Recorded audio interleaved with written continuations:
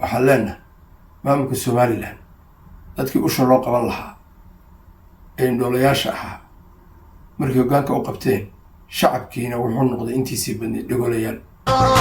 maanta aynu joogniyo maalmahiina soo marayba raga maylkaada weeye. halkan waxaan hambalyo iyo bogaadin la wadaagayaa dhammaan shacabka reer ACC Khaatumo. waxaan hambalyo u dirayaa dowladda federaalka Soomaaliya oo qaadatay kaalinteedii dastuuriga ahayd uuna ugu horeeyo mudane xasan sheekh maxamuud madaxweynaha federaalka Soomaaliya iyo ra'iisul wasaaraha jamhuuriyadda Soomaaliya mudane xamse cabdi barre. waxaa la kaalintiinii ku aadanayd ee dastuuriga ahayd waad qaadateen. sidoo kale waxaan hambalyo iyo mahadcelin u dirayaa dhammaan ummadda Soomaaliyeed ee nagala qayb qaadatay hawshii baaxadda lahayd ee soo socotay 9 ilaa 10 bilood soo socotay.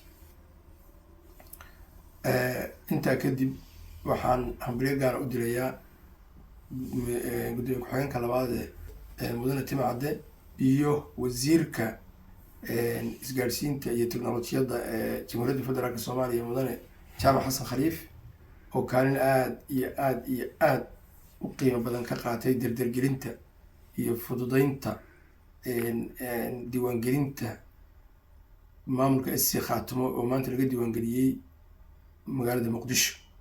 intaa kadib waxaan hambalyo gaara u dirayaa iyagana dhammaan xubnaha labada aqal iyo dowlaha iyo xukuumadda federaalka Soomaaliya ku metela maamulka Puntland hawshii ay qaybtii labaad lahayd ee ay ka qaateen iyagana mahad ayaan u celinaynaa.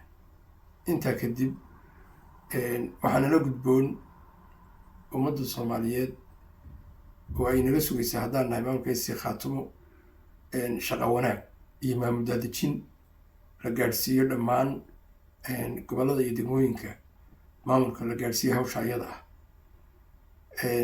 taasna waxaa lagu gaari karaa wada tashi ka yimaada dhammaan qaybaha kala duwan ee bulshada iyadoo hormuud ka tahay hoggaankii loo igmaday maamulku in shirweyne loo qabto dhammaan wax la weydiiyo dadka macniyiinta ah ee ka soo jeeda gobollada SC Khaatumo iyo Puntland oo suurto geliyey halgankan kana mina dhaliyey.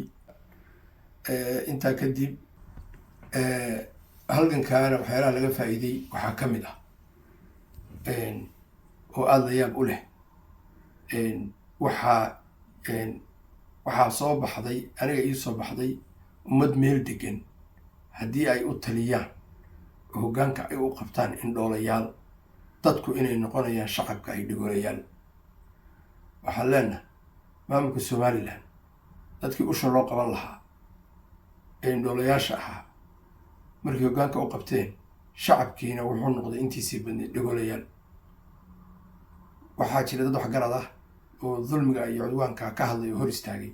maamulka Somaliland wuxuu u aqoonsaday inay yihiin qaran dumis midaas oo aan sax ahayn. dadkii wax u arki lahaa ee wax u maqli lahaa in ay ku tilmaantay qaran dumis si ay u gaadhaan ujeedooyin gaar oo ay leeyihiin.